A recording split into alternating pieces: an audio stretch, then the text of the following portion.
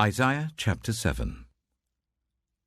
When Ahaz, son of Jotham, the son of Uzziah, was king of Judah, King Rezin of Aram and Pekah, son of Remaliah, king of Israel, marched up to fight against Jerusalem, but they could not overpower it. Now the house of David was told, Aram has allied itself with Ephraim. So the hearts of Ahaz and his people were shaken, as the trees of the forest are shaken by the wind. Then the Lord said to Isaiah, Go out, you and your son, Shear-Jashub, to meet Ahaz at the end of the aqueduct of the upper pool, on the road to the launderer's field. Say to him, Be careful, keep calm, and don't be afraid. Do not lose heart because of these two smouldering stubs of firewood, because of the fierce anger of Rezin and Aram, and of the son of Remaliah. Aram, Ephraim, and Remaliah's son have plotted your ruin, saying, Let us invade Judah, let us tear it apart and divide it among ourselves, and make the son of Tabiel king over it. Yet this is what the sovereign Lord says. It will not take place, it will not happen. For the head of Aram is Damascus, and the head of Damascus is only Rezin. Within 65 years, Ephraim will be too shattered to be a people. The head of Ephraim is Samaria, and the head of Samaria is only Remaliah's son. If you do not stand firm in your faith, you will not stand at all.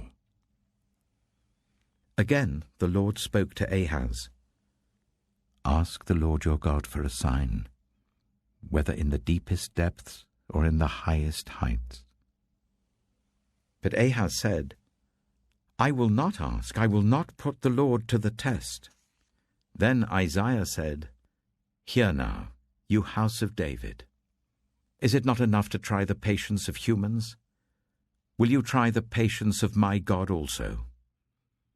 Therefore the Lord himself will give you a sign. The virgin will conceive and give birth to a son, and will call him Emmanuel.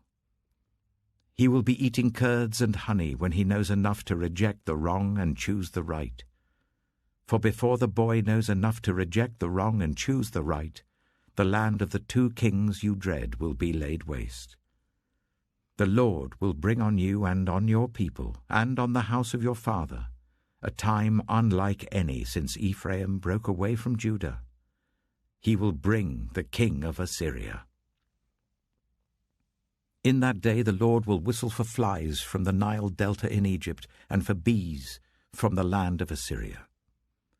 They will all come and settle in the steep ravines and in the crevices in the rocks, on all the thorn bushes and at all the water holes.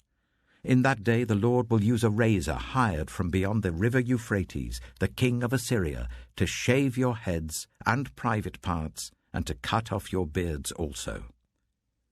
In that day a person will keep alive a young cow and 2 goats, and because of the abundance of the milk they give, there will be curds to eat. All who remain in the land will eat curds and honey. In that day, in every place where there were 1,000 vines worth 1,000 silver shekels, there will be only briars and thorns. Hunters will go there with bow and arrow, for the land will be covered with briars and thorns.